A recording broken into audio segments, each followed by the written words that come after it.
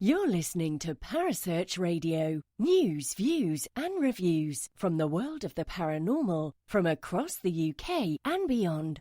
Find us on Facebook, Twitter and the World Wide Web. The views and opinions expressed by presenters and guests are their own and do not necessarily reflect the official policy or position of Parasearch Radio or their affiliates and sponsors. Listener discretion is advised. Good evening and welcome to the Paranormal Concept Show. My name is Kerry Greenaway and it seems to be that I've now taken over the Paranormal Concept Show. But don't worry, I have the lovely Paul Rook in the studio with me. Good evening, Paul. Good evening, it's nice to be a guest. You're a guest on your own show. I know, how unique is that? We are also joined in the studio by the lovely Richard Clements. Good evening, Richard. How are you? Good evening, Kerry. Good evening, Paul. Good evening. You know, I'm really not used to this chair, this guest chair. And we also have, shut up, we also have the lovely Vivian Powell in the studio with us. Good evening, Viv, and how are you? Hi, Kerry. I'm fine. I'm laughing at the other two. They really crack me up. I know. I want to know how you coped over the weekend because the lads came and visited you for a road trip this weekend just gone, didn't they? They did. They were well behaved. I will say that. Good. I'm glad to hear it. Because you put them up and everything, Viv, didn't you? Do I say that again? Did you put them up and everything? They were sleeping on your sofa. No, they had, I think, I know that Paul had the king-size bed and poor old Richard had to make do with just a plain old normal double-size bed. Is that It's all? a hard life. No, yeah. Well, I have to say, Richard did mention that it was really comfortable, that he might be moving in, is all I'm saying, all right? I'll charge him rent. So, Paul, tell me how this transpired in the first place, because, you know, you've gone up to Cambridgeshire for a weekend. So how did that come about? Okay, well, all last year, as you know, we done normal road trips here, there and everywhere. And all through that, both me and Richard have both said, we want to go to Castle Rising. And normally you had Norman Fay, which was the curator up at the castle. But since he stepped back, he sort of let Vivian Powell have all his information and stuff. So he thought, you know, who better to go to Castle Rising with than Vivian Powell? So we got in contact with Viv and we just arranged this weekend trip. Yeah. And we thought we'd start in 2020 with a whole weekend. It certainly kicked off with a bang because Castle Rising itself is an absolutely fascinating location, everybody, if you don't know it.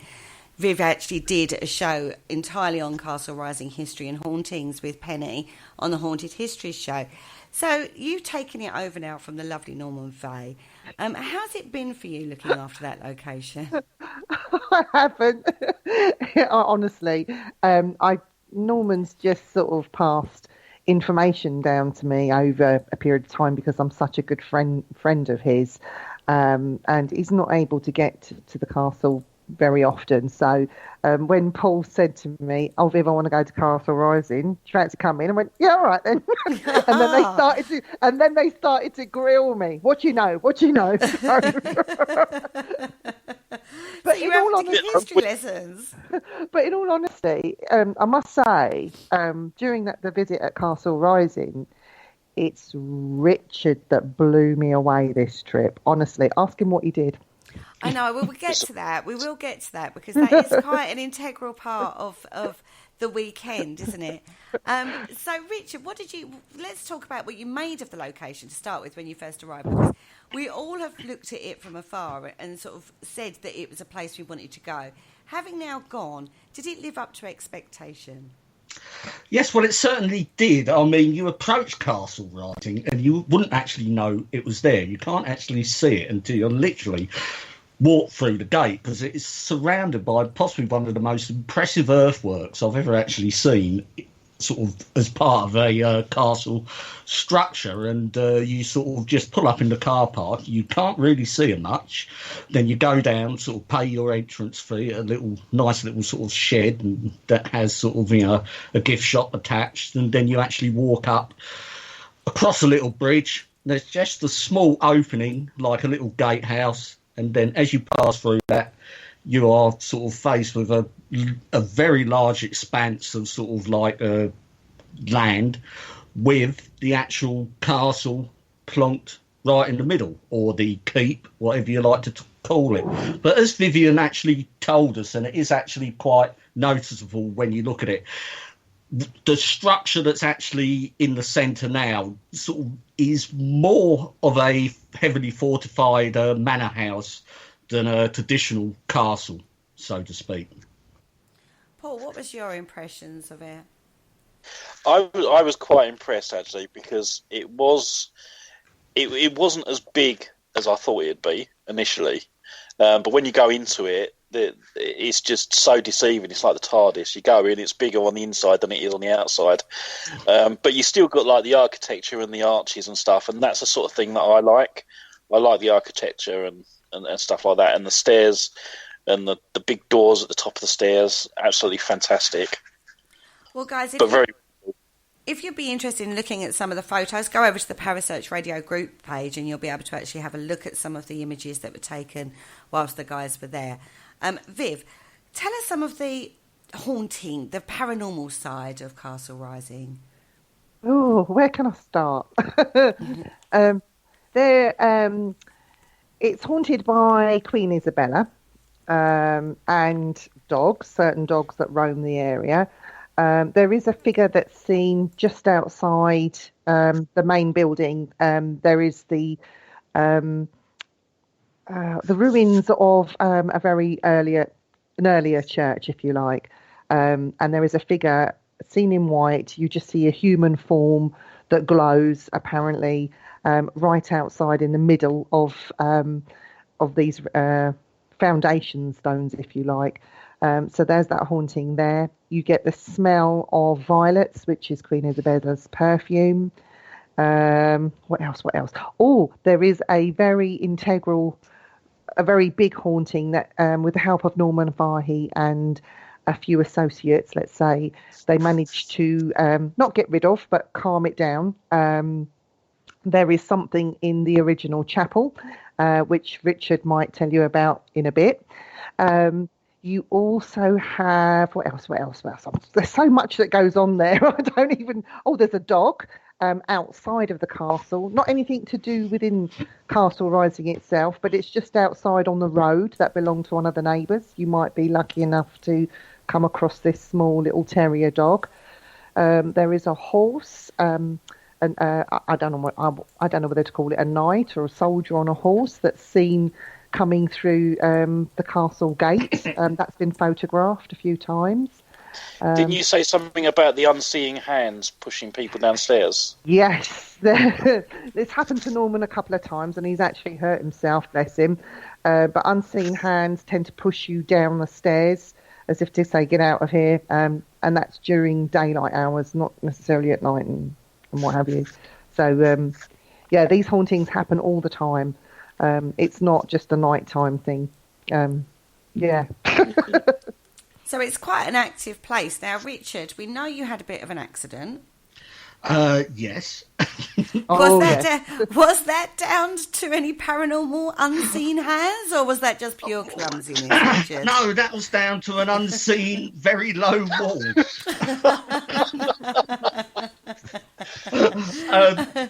I decided to do a live feed and to go live, and we were started off in a small little antechamber, which was accessed through basically just a hole in the wall, which we went in, and everyone says, "Oh, mind your head when you go out, mind your head when you go out." So I said, I'm a professional, I know what I'm doing, and promptly went live and started to talk, and then went out through the said opening and banged my head. And yes, but I kept going. I must have... Looks like he scalped himself. I know, the consummate professional that he is, he carried on going. And if you saw the scab on his head, he not whacked himself, everybody. That's all I'm going to say. Now, half his head's still on the wall. So if you do see any blood there, unfortunately, I think it's more likely to be our lovely Richard Clements' scalp that's going to be found. I don't base it live. I took Vivian upstairs to what was the White Room, I believe it's called. Don't tell the husband. I was going to say, Richard. Or the woman in the service station. But that's another story. Oh, my goodness. So I continued the live, and was sort of like we went to the White Room, and then Vivian sort of told the story of the alleged sort of like the smelling of the violets and the ghost of Isabella. But then after the live, we sort of took some photos, and I sort of posted them all up on the page. And then I decided I thought I'd get my dowsing rods out and just do a bit of dowsing around the location. So I'd done a bit of dowsing inside the actual castle, which was a bit indecisive. There wasn't really a lot.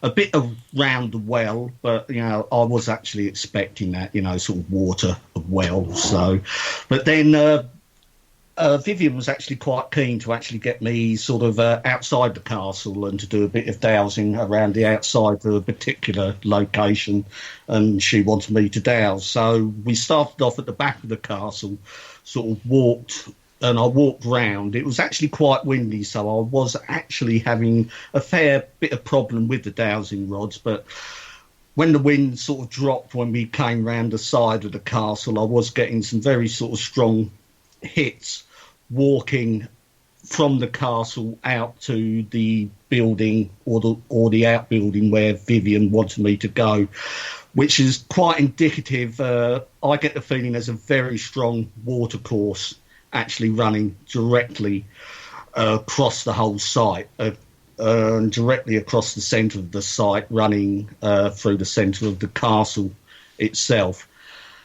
But I made it to the area where Viv wanted me to actually dowse, which is subsequently the oldest part of Castle Rising, and it is basically the foundations and the lower wall of what's left of the original chapel of when the area was founded back in the 1100s.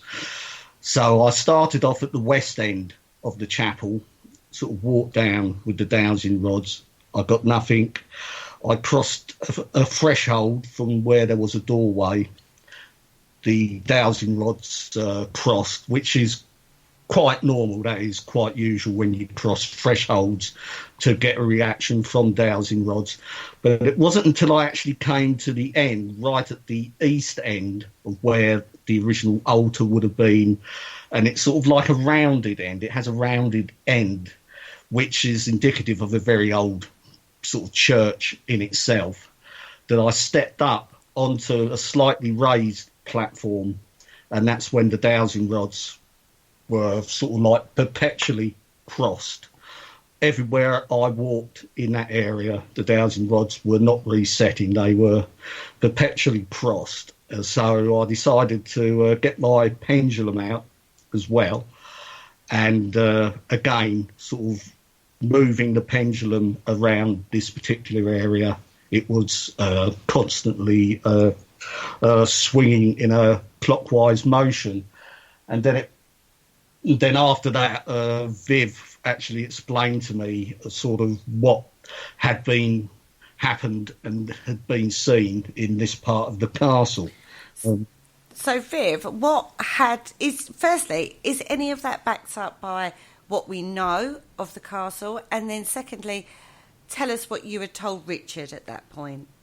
Okay, right. So at the time, I never told Richard that one of the major ley lines that runs through the country runs directly through Castle Rising. And I never told him that. So I'm like that, nasty. And he put it down to the well and the watercourse, which, yes, it does affect it, but he didn't know about the major ley line that ran through there. When we got down to the oldest part of the site, which was that church, I kept very quiet. Once he got in there, I just kept very quiet, and I didn't tell him until we had this mad dowsing rods and the pendulum when it started going absolutely crazy. He even got out his compass, and he couldn't believe what he was seeing. And then I had to tell him, I had to put him out of his misery. It was the site of an elemental that still resides there. It's not as aggressive as it used to be, but it hasn't gone. And when I told him his face was a picture, he said, "Oh, well, that'd explain that one then." But it didn't disappoint, though. It did show us signs. We didn't physically see it, but we had signs. After a while of being there and playing, with the dowsing rods and the crystal, we had bouts of headaches, feeling nauseous. Well, I did. I don't know about Richard. My head was still hurting. But all the telltale signs that the elemental does to people. I mean, it wasn't being aggressive towards us, but it wasn't very nice. We didn't stay too long in that area. I had to sort of come away and just leave it be, sort of thing. But I think Richard enjoyed himself, sort of. I mean, he was getting the hits. There was no denying that. And, if you wanted to have a look, go on to Norman Fahey's website at normanfahey.net, or you can catch him on Facebook. He has put all the information about the ley lines through Castle Rising. He even talks of the elemental on there. So just go and have a look, because it is quite fascinating. And Richard didn't disappoint me. Well, that's good to hear, because he took you to the White Room. Paul, as a sceptical person, what did you make of all of that? Well, after Richard stopped embarrassing people and put his little pendulum away, no, seriously, no, it was interesting. I mean, obviously with the ley lines and stuff, I knew that anyway, because we've spoken to Norman before about ley lines going through there. So for me, with the dowsing rods, it's picking up energy from like the water or the ley lines. Obviously, with the elemental, I don't know. It's just whether or not you sort of believe in that sort of thing, and with the energies as well. I mean, I've come across the elemental stuff before, even at where was it? Kelvin and Hatch nuclear bunker. So I know of them, and I know about the energy and stuff that they give. So I mean, it's all plausible. Was you affected? But it's very interesting. That? No, I'm about as psychic as a non-psychic thing. I don't know. Dead stick, I think is the expression. Dead stick. That's it. Yeah. Dead fish.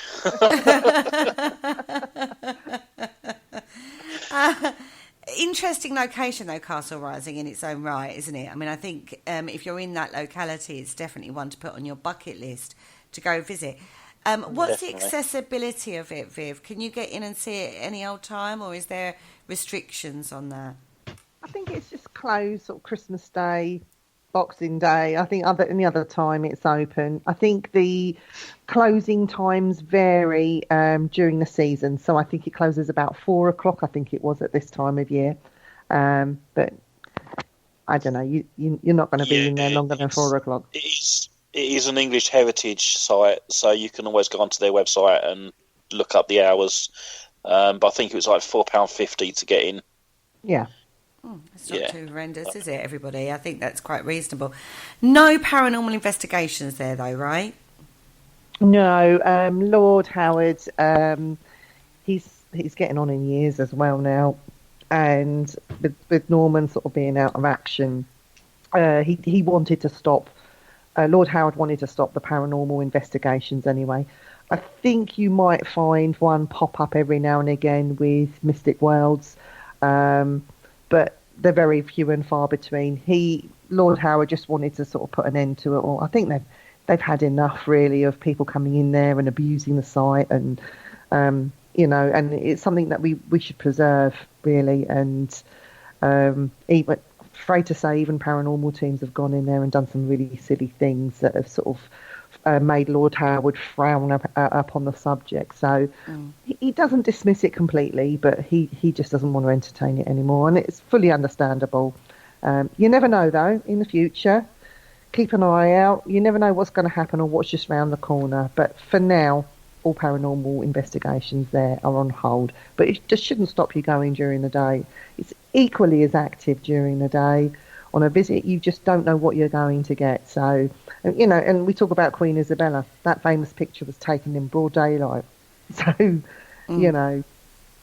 I agree. You don't have to go investigating at night to get activity. And this is one of the things we try to promote through doing these road trips, is that, you know, the areas are absolutely fascinating in their own right, regardless of whether or not you're doing a ghost hunt or whether or not you're just visiting. And like you say, you can do experiments like your dowsing or the pendulum work, or, you know, if it's a quiet day, you could probably get away with other forms of experimentation there. So you can do it during the day. You don't have to be stuck to doing things at night, everybody. It's just something that seems to be very prevalent in the field. It's got to be a nighttime investigation. It doesn't. Well, I mean, they say that, you know, they do it at night because of contamination and noise and things like that. But, you know, when Castle Rising, it's in the middle of nowhere. I mean, did you hear any contamination, guys, apart from the other people walking around? There's absolutely nothing. No, absolutely not. Exactly. It will be quite easy to do something there during the day. Definitely. Yeah.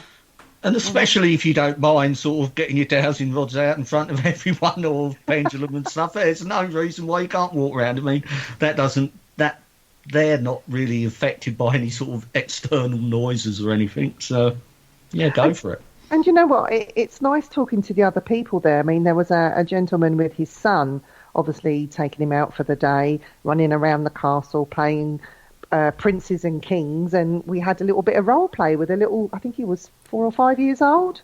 Absolutely fantastic, you know, and it's sort of got the mood going, you know, talking about heritage and the kings and queens and all that sort of thing, you know, with a little 5-year-old. It was brilliant. Oh, yeah, it sounds wicked. We had our very own Game of Thrones going on. Now, you had quite a full day. Even the dragon in the shop. Oh, my word. You had quite a full day on the Saturday, because you didn't just do Castle Rising. You went on to Binham Abbey. Binham Priory. Yes. Priory, sorry. Tell me a little bit about that. Go on, Paul. Okay, the only things I can remember is pretty much what I read during the live that I've done, the very quick live. I think it was built in 1091, and it was home to Benedictine monks, but they were accused of dark arts, so they had the abbey torn down, and that's probably all about I can remember. But it was a really nice ruin, like around because they got like a working church there, but around the church is the ruin of this abbey.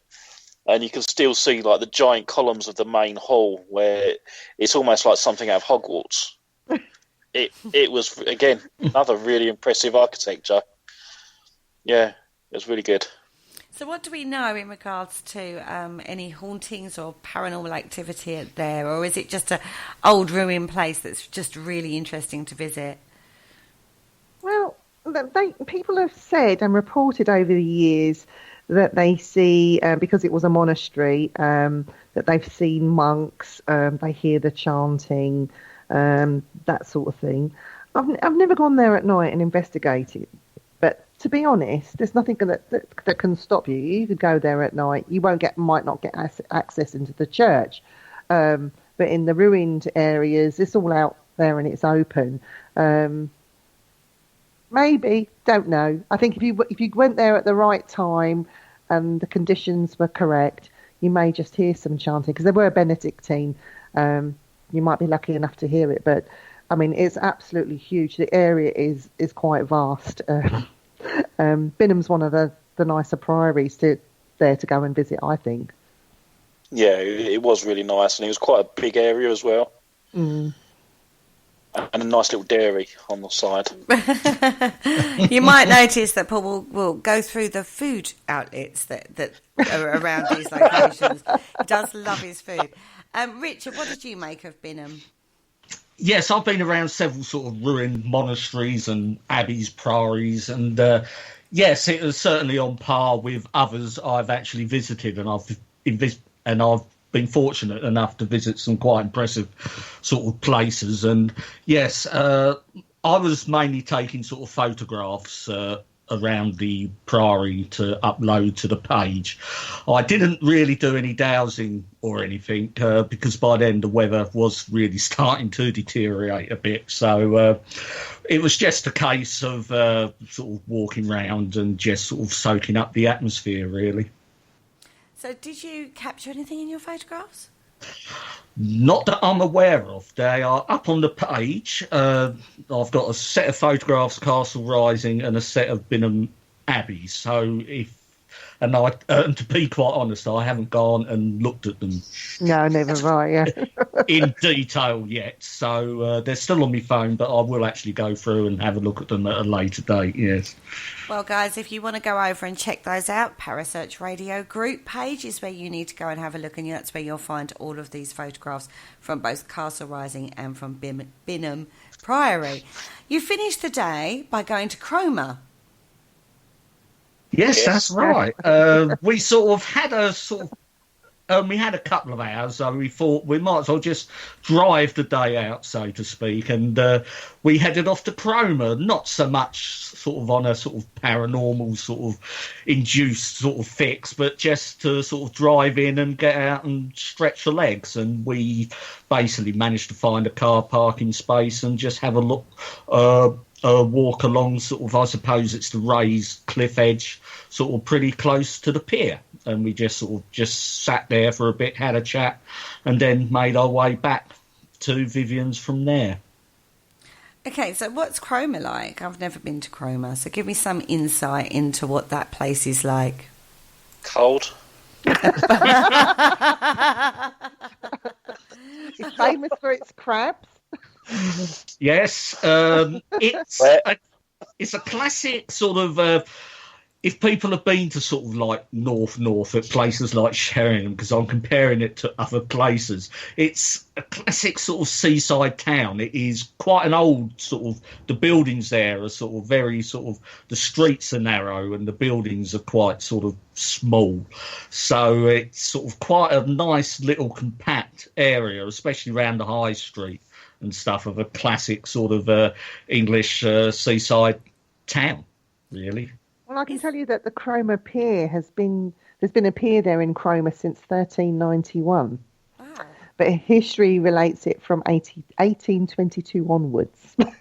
Blimey. And it's a wooden jetty that was built, but unfortunately it was washed away in 1843 and it was replaced with a slightly longer one, which lasted until 1890.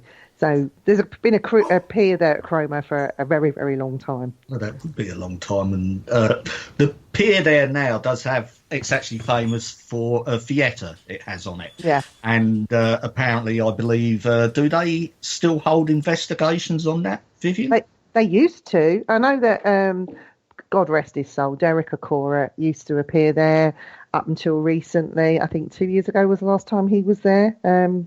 Gave his evening of clairvoyance thing that he does, or did. But yeah, I think they did have paranormal investigations there. I don't know what the hauntings are. There must be something going on there for people to want to do it. But yeah, it is quite an old pier. Well, the theory of the pier's been there for ages. Not that particular one, but you know what I mean. Yeah, I do.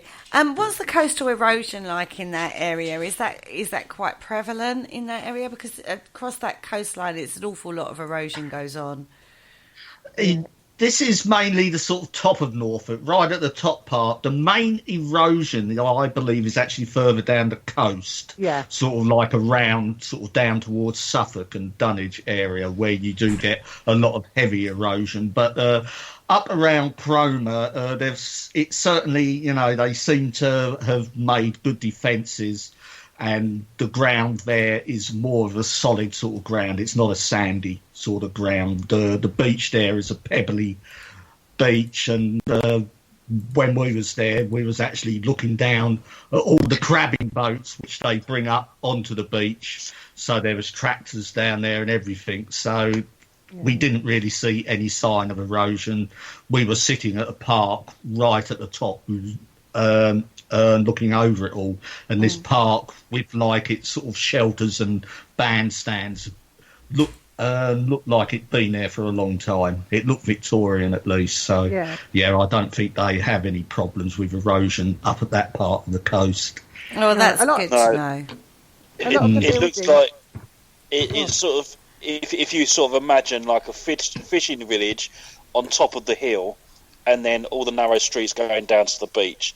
That's the sort of type of place it was. Mm-hmm. So, it's good.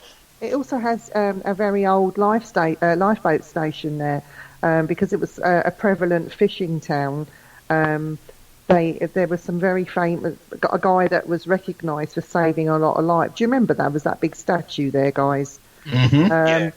A lot of the buildings there along the seafront and in the town itself are Victorian, and they have a lot of ornate Victorian houses and hotels that you can stay in there. But yeah, it's more, I would say, a fishing town, would you? Yeah, definitely. It's still retained its fishing heritage by what we saw down on the beach there. It still is working as a fishing town in that respect. And up on the town proper, as you say, I think it must have been quite a popular sort of destination for the Victorians, as a lot of the architecture was Victorian. I just want to give you some information before we move on, definitely. The new pier at Cromer, for your information, was reopened by Stephen Fry in 2004. Cool. So a local lad, Stephen Fry from Norwich, opening the pier at Cromer. What could be better? I like Stephen Fry. He's cool. I do. He's very funny and very insightful as well. Now, it's also well known for its surfing. So any surfers out there, Cromer's the place to go, apparently. Oh, didn't know that. Oh, yeah, they do that. Was it kite buggying? Do you know what that is? Kite buggying. Is that what they isn't that just... Yeah, when they've got those little free-wheel buggy things and they've got a big sail on it. But they also do that at Hunstanton as well, so maybe that's another trip, guys. Hunstanton next time. That's not far down the coast, is it, from Cromer? No. Anyway... Getting off topic a little bit. So you're knackered, basically, at the end of this day because you've been out in the fresh air all day and, traipsing around. Very much so. Ruins and churches and beautiful castles and then a bit of sea air. Must have finished you off for the day.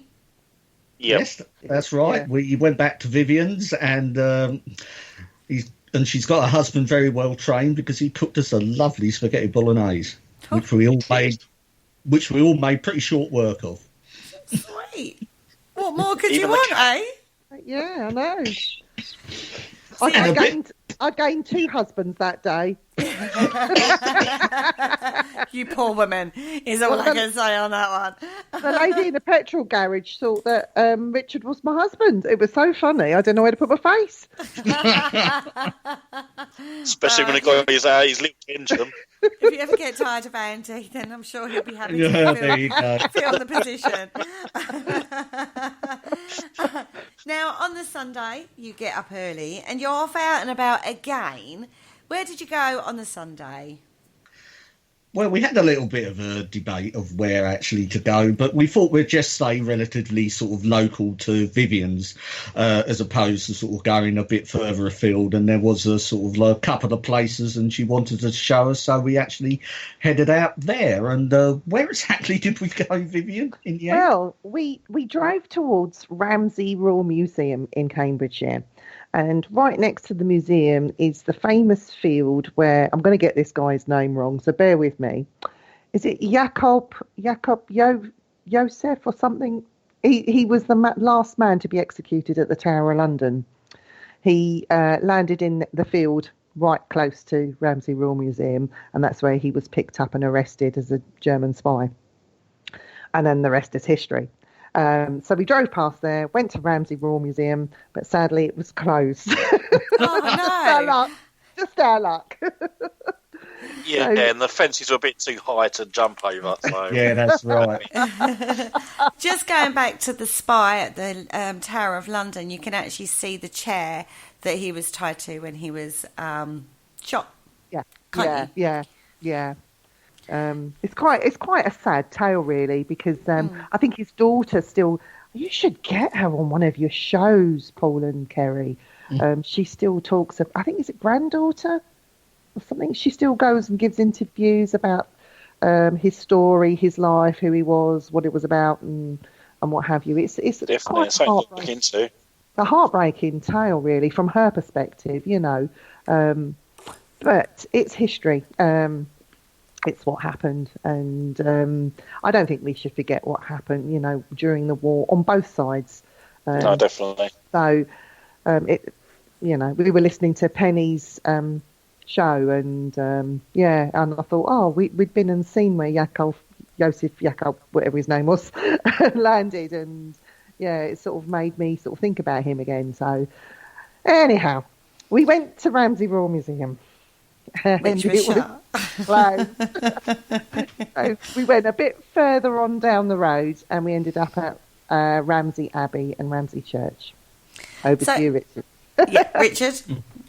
Yes, it was basically not an extensive ruined abbey. You could see where the grounds were. It's basically just the gate of the abbey, which is more or less left with a side wall. So I just took a couple of pictures and sort of posted those up. But then me and Vivian sort of walked up to the church, around the church, and then back through the graveyard. Unfortunately, the church had just finished its service, its Sunday service, so we decided to actually pop in the church, and we was greeted by the vicar.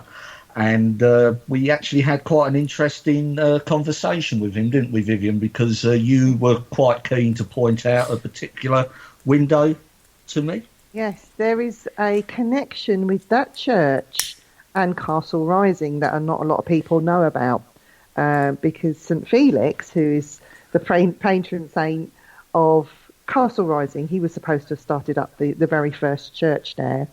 His stained glass window can be seen in this church at Ramsey, an ode to St. Felix, and it shows you him coming on a boat and landing at Rising and starting the church basically there. Wow, Paul? Yeah. Still with us, Paul? Because I am, yeah.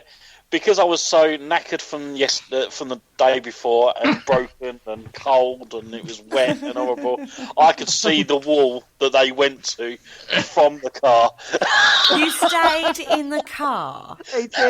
Yes. Yes, I did for that particular one. Oh my Lord! I could see the wall. I could see the wall that they was looking at. It looked marvellous from exactly where I was. I didn't need to go up close and examine it. But again, you know, the architect, I just love the architecture and the arches and the columns and stuff that they have. But no, it was really quite impressive. And then Vivian was quite keen, so we drove out and around down the side of what would have been the Abbey which is now a private school, which would originally have been the Lord of the Manor's sort of manor house. Yeah. Vivian? It was to do with the Lord de Ramsey. He would have one of the original Lord, or one of the older Lord de Ramseys. I think he was the third one, who's buried in that church. He's got a huge, it's a beautiful house with columns, and it's now a private school. But yes, it was almost like Margam Castle, that sort of, or Downton Abbey type thing, you know. Yeah, but on a smaller scale. The closest I could sort of it sort of had a touch of the Hatfield House to it, Kerry, but on a lot smaller sort of scale. So, yeah, it's a shame we couldn't. It's a shame we couldn't really sort of get in, but there you go. It's a school, so what can you do? Pesky kids, eh? How dare they want schooling? Pesky is all I can say. We would have done it. We would have done it if it wasn't for them meddling kids. Yeah.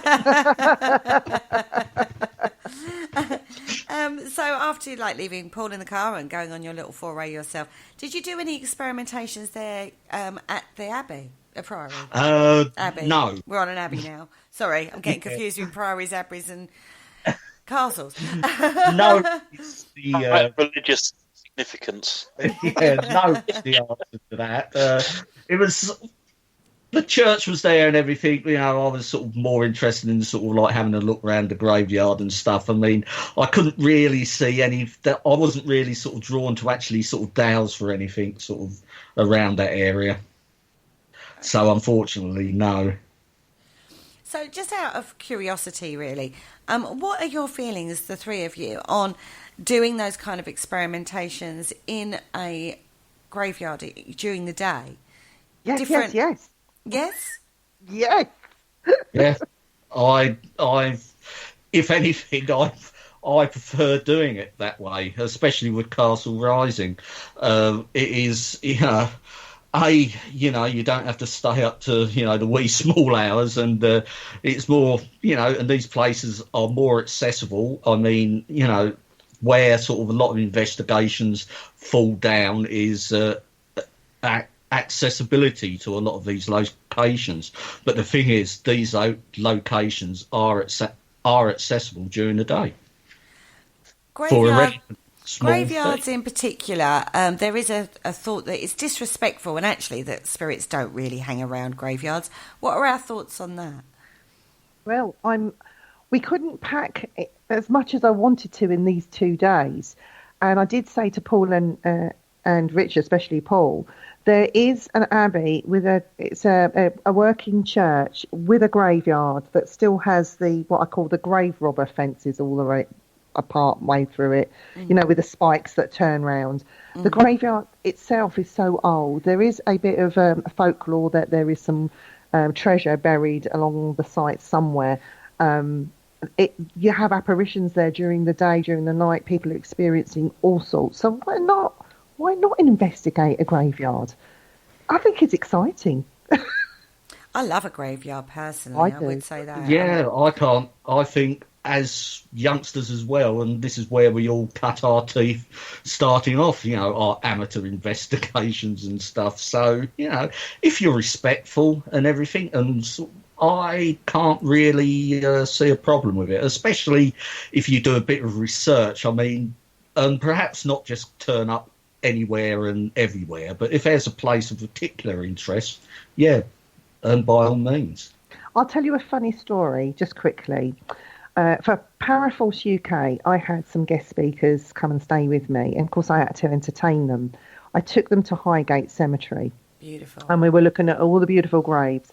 And I've got a thing about not stepping on somebody's grave deliberately, Yeah. And we found Jeremy Beadle's grave. So I walked round it to hug the headstone, have a picture. William Becker was very impressed, who is this Jeremy Beadle, told him all about it. And then when I was walking back, they all left me. So I was tiptoeing next to Jeremy Beadle's grave, trying not to tread on it ever so carefully. Yeah. And I felt 2 hands in the small of my back just push me over into his grave. And I was mortified. And Andy, my husband, stood there laughing at me. He said, that's just the sort of thing that Jeremy Beadle would do to you just for a laugh. Oh, I totally agree. Yeah, watch out. There's a Beadle about. Yeah. I was absolutely mortified. And when I said I actually felt the hands, you're just mad. I said, no, I just couldn't talk after that. I was done for. I couldn't do anymore. It was definitely Jeremy Beadle, because as soon as that happened, the film crew come out from one head grave. Yeah. But no, I think graveyards are there to be explored, and you never know who you're going to find when you're doing your little investigation.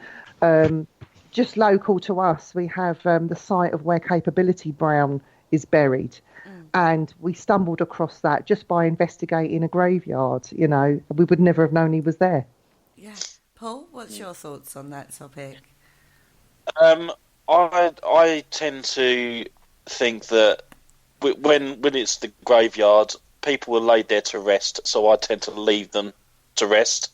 If I was to do an investigation in there, I'd word everything I could very differently to be as respectful as I could. If they want to come and communicate with me, I'm there, but they don't have to. You know, it's totally down to their choice. You know, I'm there if I'm doing the investigation. So it's all about more of a high level respect. What about those residual hauntings where you might see somebody come and lay flowers on somebody that's departed? So the ghost paying respects to somebody that passed away. If it's residual, wouldn't even know I was there. No, but these things need to be investigated. It's open to discussion, isn't it? Because that is something that comes up time and time again. Now, this wasn't the end of the day, although that was a bit of a washout, that particular trip to Ramsey Abbey. You then went on to RAF Upward. Tell me about that. Vivian? Well, RAF Upward was a British airbase. It's quite big. It's been used, it's seen action. It's been used for films. The scene where the dog, I'm not going to say his name live on air, the dog runs out and gets killed by a car. That famous scene was filmed at RAF Upward. I know personally of somebody that was stationed there in the 1980s. There was a suicide in one of the canteen blocks. This gentleman remembers it very well and relayed it to me. Investigated it many times. It's active during the day as well as night. It is a dangerous site. A lot of buildings that have no windows, doors or floors. The manhole covers have all gone. So you've got holes, just open holes. But it's a fascinating place to see during the day. So I had to take the boys there. It does sound like a place that shouldn't really be done at night because of the health and safety aspect of it. No. I certainly wouldn't walk around there at night simply because of that, you know, because it's quite, you know, it is in a very poor state of repair. And when I asked Vivian when was this site and decommissioned, and she said the 1980s, I was quite surprised how quickly that site had gone downhill into rack and ruin. Basically, it's a shame. It's a shame. It was a nice place though, and you can almost imagine the hive of activity that went on there. Oh yeah, I mean, as we were sort of driving, around the perimeter, they've still got what I believe all the old sort of barrack blocks, were they, Vivian? Sort of marriage quarters and stuff like that. The houses are still there, and then we came round to the actual main gate. And yes, and we sort of went through, and the actual sort of main gatehouse is still relatively intact, which I thought would make quite a nice little museum with a bit of work done. It had some nice columns out the front, and the RAF Upward sign was painted along the top lintel. So you certainly sort of got it certainly had the feel about the place. But I think when we were there, it's a sort of place now I think attracts a lot of urban explorers, and I think they do, was it paintballing or airsoft. Yeah. I do believe the site is looking to be sold to developers though, isn't it? Part of it is already gone. The developers have already moved in and knocked down all the medical blocks. They've already built some houses there. They are beginning to move in and level parts of it. At the minute, airsoft are still going in. There are still some buildings that are standing. The decontamination blocks, the firing range is still there. There's some other... they would house military vehicles, basically. They're all still there. The ramps are all still there. But I think slowly but surely it's all going. I think they have only just granted permission for redevelopment now. I mean, it's been a long, long time, and the longer it stands as it is, people are going in there, setting fire to buildings, and really totally disrespecting it. One building it's been Grade 2 listed. They can't do anything with it, which is the one with the beautiful columns and RAF Upward written on it. The hangars have been sold already, and there's a business in there operating, so it's a hive of activity there. But no, it is a nice place. It's a shame. We are going to lose it. It's going to go, and there's going to be houses put up there. But I think that's the best thing that the developers could do. But you can't leave it like it is. No. And if you do want to visit it, we do suggest you do that one during the day, and do it soon, because you're going to lose your chance to actually visit this location soon. So guys out there, if you're looking for somewhere to go, it's a good place to go, and do it sooner rather than later. Yeah. Absolutely, yeah. Absolutely, yeah. Okay, so what did you kind of experience whilst you was there? Was it or was it just a recce kind of scenario? Yeah, it was more of like a recce. I mean, Vivian was very keen to actually show us, and we could actually drive. Well, we parked just outside the main gate, which was open, and there were people sort of gaining access through there. There was plenty of cars actually on site. So, we didn't feel, sort of like we were sort of trespassing or anything. We just walked not right into the heart of the site, just sort of past the main gatehouse, and there was sort of like a big sort of a large building opposite as well, which I'm not too sure what that would have been. But again, that I took a few photographs of that, and we just sort of stood there and sort of just surveyed the site, really, of what we can see of it anyway. It is a fascinating location. If you go onto YouTube, there's a lot of drone footage that people have taken, and even some urban explorers have got videos up of RAF Upward. So go over there and check those out, because if you want to have a look and see what you're going to get if you go, then as I say, it's up on YouTube. You'll be able to find those. What do we think of urban exploring, guys? Some of them are okay, some of them not. You get people that are quite sensible. Then you get people that are not, and I'm sorry, but they're absolute idiots. They'll go and sit on and dangle themselves on top of buildings. They'll break down doors to get into a building. They'll cause criminal damage, and there's no need for it. If the site is open and you're not going to harm anyone or harm yourself or put anybody else at risk, then all fine and good and dandy. But when you're doing stupid things like that and breaking entry, I'm sorry, I don't want nothing to do with it. I think we're all with that. Yeah, I do follow a couple of urban explorers on YouTube, the more sort of well-known and responsible ones, and they do. And some of the footage and places they get to go are quite breathtaking. Some of the photos they take, and it's surprising what is still around the UK. And it's good that there are people out there prepared to go out and document it. I agree with that. Yeah, I totally agree with that. But I'm with Viv on that. If you're going to go and do urban exploring, make sure that you don't cause any criminal damage, and you are literally just documenting what you're seeing and not being disrespectful to the building itself. Because, like you said, there's some amazing locations out there that you can get access to that are deserted or, derelict. So you have to be careful, health and safety, obviously, and be aware of law as well, because you could be trespassing. Mm-hmm. Yeah. So just be aware of that.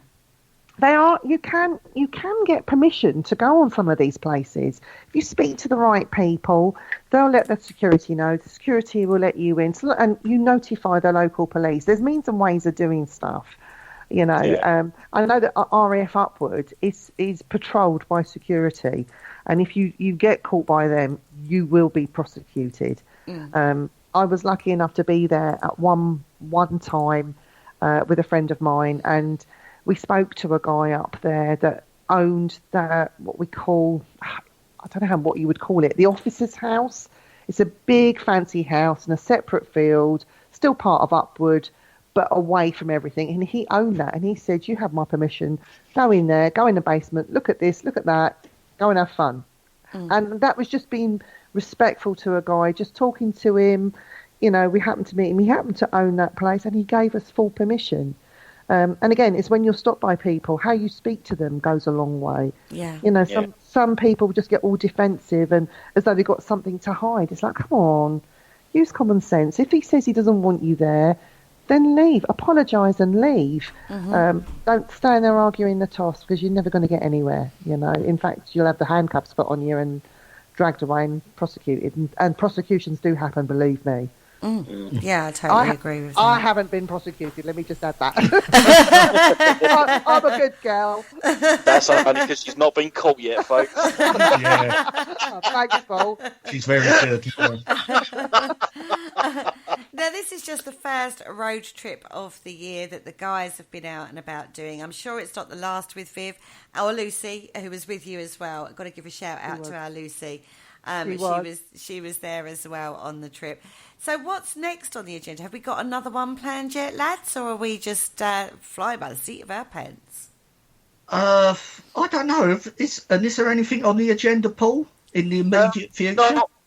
So I've got a busy few weeks now. I'm going to be at the Haunted Antiques Research Centre on the 24th of this month as a special guest for the team that's booked the location, and it's Neil Packer's birthday the day after, so I'm going to be up as well. And yeah, I think that's about it. I think, and then it's just when I come back, we'll arrange another. Yeah, we'll have to put our heads together and sort of see what we can come up with, and hopefully, drag Kerry out a couple of them as well. There's loads of places to visit. We just need to look into them, find out opening times and stuff, and then arrange it. And then off we go. Kerry, the boys come up here. Tell them to bring you as well. I know, and right? There's plenty more for them to come and see up this neck of the woods. We've not even done the tip of the iceberg around this area. So when they do come next, make them bring you with them. I'm definitely going to. I was very jealous, Viv. Very, very jealous I was. Unfortunately, I had to work, but I was like, oh, you're going to Cotswold Rising. Ooh, without me. Ooh. So it was work. It was work. All pure work. It was work. It's a hard life on Parasearch Radio. Yeah. There's loads more. We'll try and get you into Hinchinbrook House next time. Come up here, Kerry. Let's see what we can do. Most definitely. I'm sure we can get into lots of trouble, us three girls. I'm sure of it. Anyway, on that note, we've actually come to the end of the show. So thank you so much for coming onto the show, Viv and lads. And thanks, Paul, for coming onto your own show. well, we will need to get this chair fixed because the wheel's wonky and it's doing me head in. Is it? Oh my goodness, the studio's starting to fall to pieces, people. Anyway, we have got still some great things coming up on Parasearch Radio this week for you. Tomorrow evening, 9pm, Haunted Histories kicks off. Penny is talking all about the Black Dahlia murder with deranged LA crimes lady Joan. So she's got her in the studio talking all things Black Dahlia. Then on the PSH radio show on Thursday evening, Calvin Von Crush is in the studio with Carl. Sam had a night off, unfortunately. I say had a night off because I've already pre-recorded the show, okay, everybody, on that one. Then on a Friday evening, the Dark Mirror show. Myself, Carl and Mark are in the studio and we're looking at trending topics and all sorts of reviews of things that have come up in the socials recently. Then on Saturday, on the Parasearch Radio Facebook group page, Sam Mason's Q&A live at 8pm. So if you've got any questions for her, then that's where you need to be. And on Sunday, I've got a special interview going on. I've got the lovely Andy Mercer in the studio. We're going down the psychological route. People keep talking about the term collective unconscious in the paranormal field. So we're going to actually explore that term and find out how it actually relates, if it does. Anyway, Paul, do you want to wrap your own show up or do you want to keep me talking? I know, you crack on. You've been doing really well so far. And I did hand it over to you today. So. Okay, thanks. Do you know what we're doing next week, Paul? No. We're talking spooks, spectres and ghosts. Ooh. Oh, that one. Okay, yeah. Do you On wanna a paranormal radio station. I know, it's a bit weird, right? So, do you want to enlighten me as to what direction we're going with that one? It's in the description that I'll put it on. To find out, everybody, you're going to have to join us at 9 p.m. next Tuesday evening. And on that note, say good night, guys. Good night, guys. Thank you for listening. Don't forget to join us for more shows throughout the week. Find us on Facebook, Twitter, and the World Wide Web to keep up to date with all the shows right here on Parasearch Radio.